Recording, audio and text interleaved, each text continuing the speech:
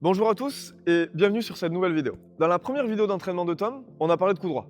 Dans la deuxième vidéo, on a parlé de coup droit. Et sur cette troisième vidéo, on va aussi parler de coup droit. Première vidéo, on a vu l'importance de préparer tôt et d'avoir des options en défense avec une préparation uniforme. Dans la deuxième vidéo, on a vu l'importance de ne pas jouer avec son poignet et on a parlé de notion de point d'impact. Restez bien jusqu'à la fin de la vidéo et vous verrez un avant-après du coup droit de Tom. Allez, bonne vidéo! Aujourd'hui, on va aborder cette notion de déplacement. Une erreur très commune qu'on voit très souvent, c'est qu'on essaye de faire des pas croisés. Le pas croisé, on essaye de le bannir au paddle. On le fait en ultime recours. C'est quoi un pas croisé? C'est quand la balle elle est un peu loin de moi. Et là, j'essaye juste un petit peu de faire le feignant et de taper. Donc je suis obligé de taper avec mon poignet comme on l'a vu la semaine dernière et de croiser mon pas. Sauf que là, j'ai pas de force, je ne peux pas utiliser mes épaules et c'est hyper compliqué pour moi de revenir à ma position. Donc c'est ce qu'on va travailler avec Tom aujourd'hui. C'est essayer de se déplacer un peu en mode crabe. En mode crabe, ça veut dire quoi? Ça veut dire, comme je l'ai vu la semaine dernière, j'ai vu que la balle elle était loin de moi, je tourne mes épaules. Ok, j'ai le droit de croiser, mais par contre, je dois toujours rajouter ce pas pour être stable. Si la balle elle était encore plus loin, je referais exactement la même chose.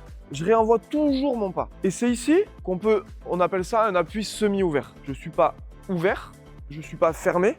J'essaye d'avoir un peu ici d'être de 3/4. Et on va essayer d'être le plus souvent possible, c'est pas toujours possible, mais d'être dans cette position. Parce que là, je vais pouvoir être stable au niveau de mes appuis, je vais pouvoir jouer, que ce soit croisé, au milieu ou parallèle, et je vais pouvoir envoyer mes épaules. Et le plus important, c'est que je vais pouvoir directement me replacer à ma position. J'ai préparé 3 exercices à Tom pour qu'on puisse aujourd'hui travailler au moins cette notion de déplacement. Ici, le but, c'est d'essayer de simuler des déplacements qu'on a comme en match en coup droit et en revers. Je dois essayer d'avoir et d'être le plus stable possible quand je fais mes coups. Donc déjà, ma position d'attente, elle est assez basse. Admettons, j'ai une balle en coup droit, j'engage mes épaules, je me déplace ici et j'essaye toujours d'être stable au moment de la frappe. J'ai pas croisé mon pas et j'essaye d'avoir tout mon poids du corps sur la jambe arrière. Là, j'enlève et je repars. Le poids sur la jambe arrière, ici. Je reste bas, je regarde le jeu et j'essaye d'aller de plus en plus vite. Mais en fait, c'est essayer de comprendre que là, si je tape, j'ai mon poids ici, je suis en semi-ouvert, j'ai les options, je peux jouer partout et je suis capable de repartir à ma position le plus vite possible. À toi maintenant, Top. Commence en bas. Vas-y, go, go. Très bien. Ressens que tu as ton poids du corps sur la jambe arrière. Très bien, très bien. Et donc, tu aurais le droit de tourner tes épaules un peu plus tôt. Là, tu sais que tu vas faire un coup droit, tourne tes épaules. Très bien, très bien.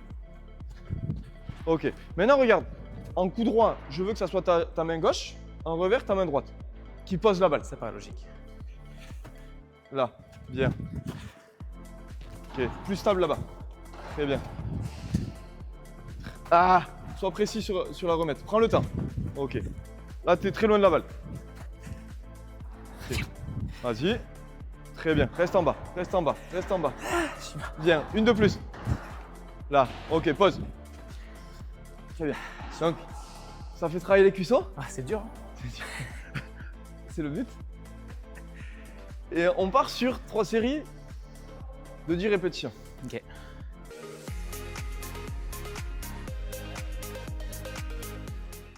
Je pense pas que ça va être aussi dur. C'est chaud ça. Il est 9h27, qu'est-ce qu'il me fait faire, putain? Bien. Merci. Ok, là t'es pas précis. Il est pas précis, il est pas précis.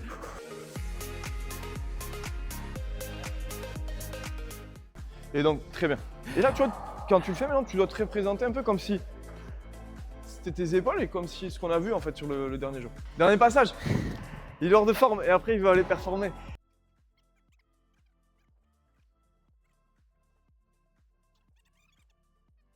Donc ça, c'était juste une mise en bouche. Ok, maintenant, on va faire exactement la même chose. Il n'y aura toujours pas la raquette, mais avec un ballon de foot pour qu'il ressente un peu plus les déplacements. Très bien. Ok, là, elle est vers l'arrière. Ok, voilà, c'est très bien. Ici, elle est très loin, elle est très loin. Rapproche-t'en. Magnifique. Ok, on va un peu en revers aussi. Magnifique. Ok, ressens que tu as le poids sur ta jambe arrière. Parfait. Elle est devant, avance en crabe et tu reviens. Très très bien. Elle est derrière, tu peux. Ok, reprends la position. Elle est derrière. Recule. Tourne bien tes épaules. Elle est derrière. Bien, Tom. Elle est devant. Tu peux. Approche et tu reviens. Elle est devant. Tourne tes épaules. Très bien. Très bien.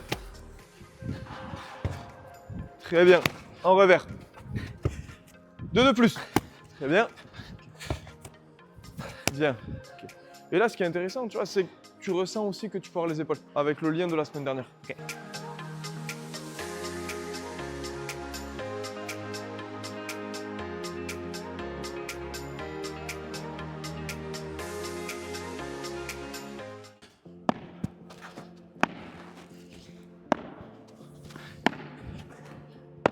Tu vas craquer avant, Paul. Impossible, mec.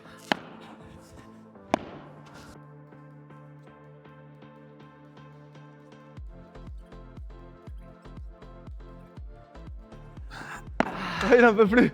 Vamos!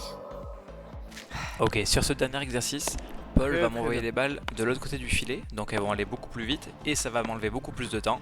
Et le but du jeu pour moi, ça va être de me déplacer en crabe, comme il m'a dit au début de la vidéo, trop bien, et mais d'essayer de comment faire t'es du mieux que je peux. Bien. Tourne tes épaules. Trop bien. Trop bien.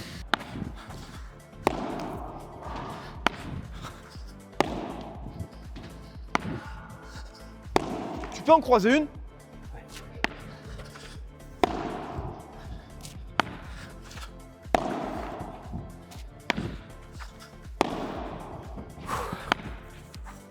Ah, je suis mort, putain. No te levanta. Ok, t'es pas obligé de taper aussi fort. Là, ça suffit. Ok, pour conclure cet entraînement, j'espère que vous avez pu un peu ressentir à travers cette vidéo l'importance des déplacements, que vous avez pu apprendre des choses. Toi, Tom, est-ce que ça t'a changé une manière de voir les choses? Mais alors déjà, tu m'avais pas trop fait de physique jusque-là, donc là je suis cuit. Parce qu'on dirait pas, mais on a fait quand même une petite heure.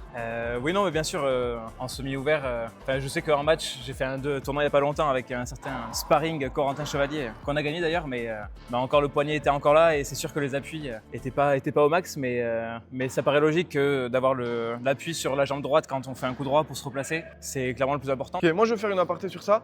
C'est de la théorie. Ça veut dire que je suis pas en train de dire que sur tous les coups du paddle, on est obligé d'être en semi-ouvert parce que c'est impossible. Si on nous fait un service et que la balle elle est hyper loin, on est obligé de croiser. Et il y a des moments, même les pros qui s'entraînent tous les jours, il y a des moments ils croisent. Mais dans notre état d'esprit, il faudrait avoir le plus possible l'envie d'être en semi-ouvert ou quand on n'a pas le temps en ouvert et de fermer ou de croiser le moins possible ses coups. Voilà, donc j'espère que cette un peu mini-série de transformation du coup droit tennis de Tom en coup droit paddle vous a plu. Et n'hésitez pas à nous dire si vous avez appris des choses dans les commentaires et si vous avez vu une évolution sur son coup droit. Donc voilà, mercredi prochain, toujours une prochaine vidéo et à bientôt.